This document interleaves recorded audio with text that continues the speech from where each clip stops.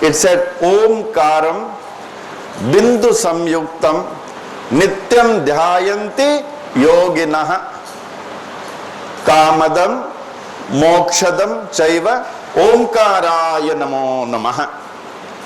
जिस बिंदु समेत ओमकार का साधु संत महात्मा साधक ध्यान करते हैं, जो उनके ध्यान से हमारी कामनाओं का पूर्ति होकर मोक्ष प्रदान करती है।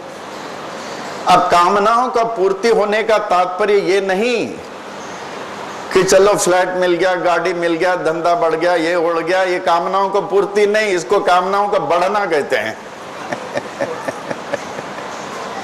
कामनाओं का पूर्ति के तात्पर्य आपके सामने साईं बाबा दर्शन दे रहे हैं कि बाबा मुझे कुछ नहीं चाहिए।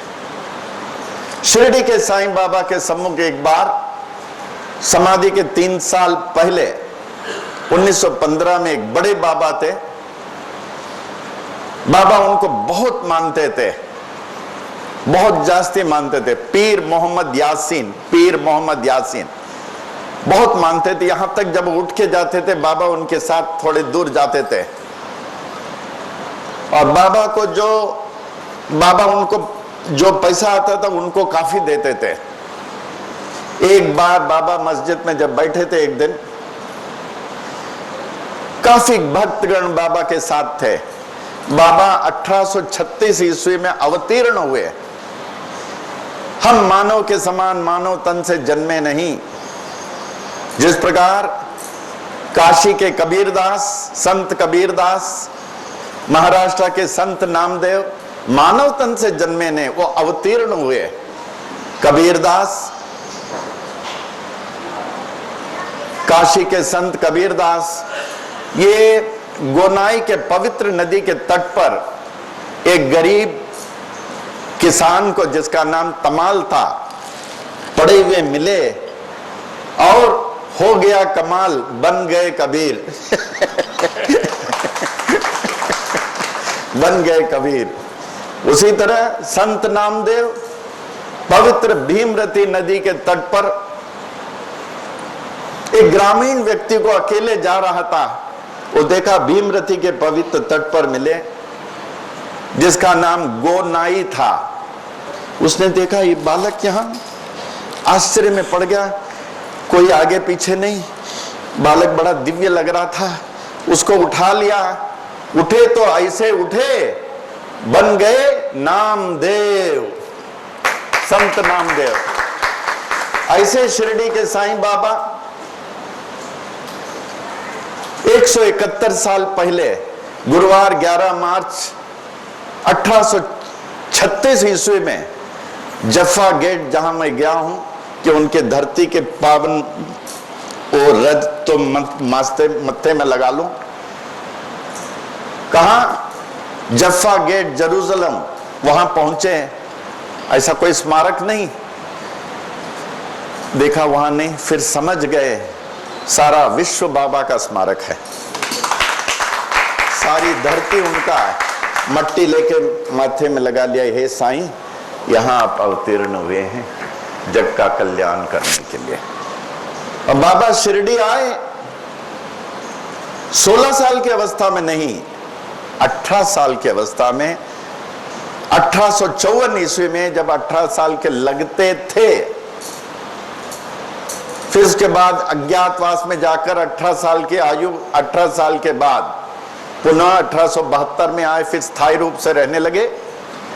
तो समाधि के 3 साल पहले पीर मोहम्मद यासीन, मालेगांव के फकीर, जब बाबा की सेवा कर रहे थे, बाबा उनको बहुत मानते थे, तो बहुत सारे लोग मस्जिद में थे। तो एक भक्त आया, लोटपोट हो गया बाबा के चरणों में। कहा बाबा आपने बड़ी कृपा की, बहुत कृपा की, बहुत कृपा की। और मलेगांव के पीर मोहम्मद यासीन वो फकीर सुन रहे हैं चरण सेवा करते हुए कि क्या कहने वाला, क्या कृपा हो गई, क्या कृपा हो गई जो इतनी भावपूर्ण कह रहा। बाबा आज जो मैं अपने घर से निकला,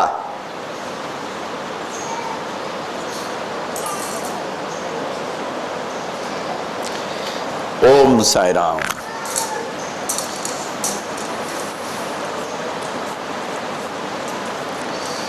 कहने लगा बाबा बड़ी विनम्रता से, भक्ति पूर्वक, भाव पूर्वक, जैसे मैं घर से निकला आपका साक्षात दर्शन हो गया, साक्षात दर्शन हो गया। तो उस मलेगांव के फकीर बड़े बाबा, जो बाबा उनको बहुत मानते थे, बाबा का दाहिने हाथ में हमेशा रहता, दाहिने हाथ की ओर हमेशा, का बाबा ये आपने क्या किया? मैं हमेशा आपकी सेवा कर रहा हूं और ऐसा दिव्य दर्शन इसको मिला, हमको क्यों नहीं मिला ऐसा दर्शन? हमको ऐसा दर्शन क्यों नहीं मिला? बाबा ने कहा जो मांगे सो मैं देता हूं। क्या बोले? जो मांगे मैं सो देता हूं। Ask and it shall be given. ये हमारा दर्शन का भूखा था, दिन रात कहता था बाबा मुझे दर्शन दो, मुझे देना पड़ा। अब तुम्हारा सारा ध्यान हमारी दक्षिणा में है, इसलिए मैं पैसा देता रहता हूं, ले ले ले।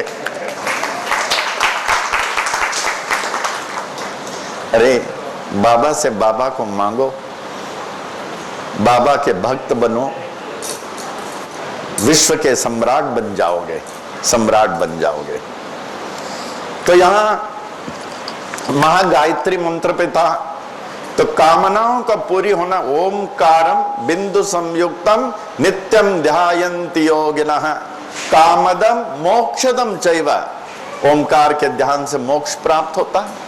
जिसके मन में कोई कामनाएं नहीं, हमारे बाबा अप्पा जी बहुत बोलते थे, स्वामी करुणानंद जी जिनकी किताब है, जिन्होंने गांधी जी को उपदेश दिया कि बाबा आज हम कहेंगे बाबा मुझे कुछ नहीं चाहिए, मुक्ति भी नहीं चाहिए। क्या? जिस क्षण आप कहेंगे मुझे मुक्ति नहीं चाहिए, उसी समय आप मुक्त हो जाएंगे। He who wants nothing remains nearest to God. He who wants nothing remains nearest to God. उनसे बढ़कर क्या होगा? क्या ये जीवन बार बार मिल सकता है? आज हाथ से निकल गया तो कहां मिलने वाला है ये? तो ओमकारम बिंदु संयुक्तम नित्यम ध्यायन्ति योगिनः कामदम मोक्षदम चैव ओमकाराय नमो